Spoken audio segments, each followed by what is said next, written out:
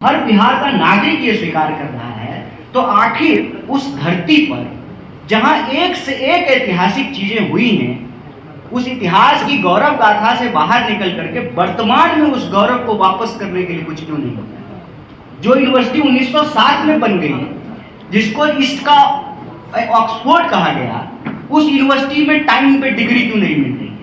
उस यूनिवर्सिटी के पढ़े हुए लोग देश के अलग अलग जगहों पर अच्छे पदों पर सुशोभित हैं। आज उस यूनिवर्सिटी की दुर्दशा क्यों है? नए विश्वविद्यालय क्यों नहीं बन रहे?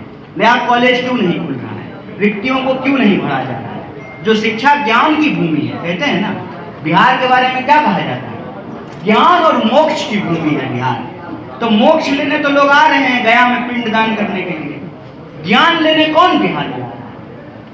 वो धरती जो मनोहर दास को गांधी बना दिया, वो धरती जो बुद्ध को ज्ञान हुआ बिहार आकर, जहाँ पे अशोक पैदा हुआ, इतनी गौरवशाली परंपरा के बाद आज हम गाली कैसे बन गए? इसकी कोई तो वजह होगी। हम चाहते हैं कि वो वजह ये है कि बिहार में शिक्षा की हालत खराब है, नौकरी की हालत खराब है, और शिक्षा और नौकरी की हालत खराब होने के चलते ही लोग पलायन होने को मजबूर हैं। इसीलिए बिहार के आम आवाम के आत्मसम्मान के लिए, सबको शिक्षा और सबको काम के लिए यह नौकरी दो पलायन रोको यात्रा यूथ कांग्रेस और एनएसयूआई की तरफ से शुरू की गई है। अब स्पष्ट हो गया नेतृत्व कौन करेगा। हमारे गणितास जी ने कहा बिहार के नौजवान और विद्यार्थी इसका नेतृत्व करेंगे, और हम लोग, जैसा कि हमारे प्रभारी ने कहा, एक एक कार्यकर्ता, एक एक नेता अपनी पूरी शक्ति से इसमें शामिल होंगे। जहां तक आपका सवाल है राष्ट्रीय नेताओं का, समय समय पर राष्ट्रीय नेता भी यात्रा के अलग अलग बैच में जो हमारे नेता हैं बारी बारी से उसमें शामिल होते रहेंगे। बाकी जो एक प्रश्न आप एलाइज को लेकर के या दूसरे नेता ने जो यात्रा निकाला है उसको लेकर के है, अच्छी बात है।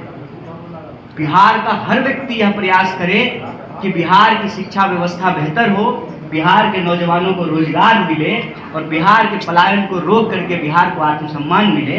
वो सब लोग ऐसा कर रहे हैं, ऐसा सामूहिक प्रयास हो, इसमें कोई अंतर विरोध तो है नहीं। सबसे पहली बात, अब आपके मन में क्या है वो नहीं पता, और नहीं, आप अपने मन की बात तो प्रधानमंत्री करते हैं ना, सिंपल होता है, अपने मन की बात प्रधानमंत्री करते हैं। हम यहाँ बिहार के लोगों के मन की क्या बात है उसको रख रहे हैं। आपके मन में कई सारी चीजें हैं, कई सारे प्रयास हैं, वो अपनी जगह पे है। मुद्दा ये है कि आज आप बिहार के किसी चौक चौराहे पे चले जाइए, किसी से भी बात करें, तो कोई भी 1 2 3 मुद्दा पूछेंगे तो कोई बता देगा कि देखिए शिक्षा की हालत बहुत खराब है, लोगों को नौकरी नहीं मिल रही है। पटना में भी एम्स है, फिर भी दिल्ली एम्स में जा रहे हैं ना इलाज कराने, दोनों एम्स ही है।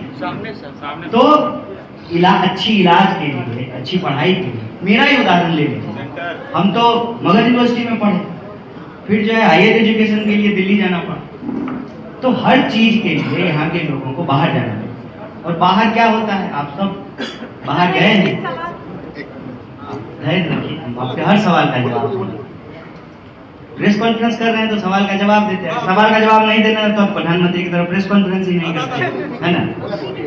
तो आप जब बाहर जाते हैं तो कोई नहीं चूकता है हमको अपमानित करने के लिए। बिहार में अभी जब नौकरी दी गई कुछ नाम मात्र की, तो बिहार के लोगों को नहीं दी, डोमिसाइल लागू नहीं था यहाँ, तो ना घर के हैं ना घाट के, बिहार में कुछ मिलेगा नहीं और यहाँ के लोगों को मौका नहीं मिलेगा। बाहर जाएंगे तो बिहारी कह करके गाली दिया जाएगा। हम लोगों का मुख्य उद्देश्य ये है कि जब राजनीतिक विमर्श हो बिहार को लेकर के, तो ये नहीं हो कि कौन मुख्यमंत्री कौन प्रधानमंत्री, जिसके पास संख्या होगी वो मुख्यमंत्री बनेंगे, जिसके पास संख्या वो प्रधानमंत्री बने हुए हैं। ये कोई रॉकेट साइंस तो नहीं है डेमोक्रेसी में, जिसको जनता मैंडेट देगी वो मुख्यमंत्री प्रधानमंत्री हो जाएंगे। सवाल ये है कि जनता जो वोट कर रही है उस जनता का क्या।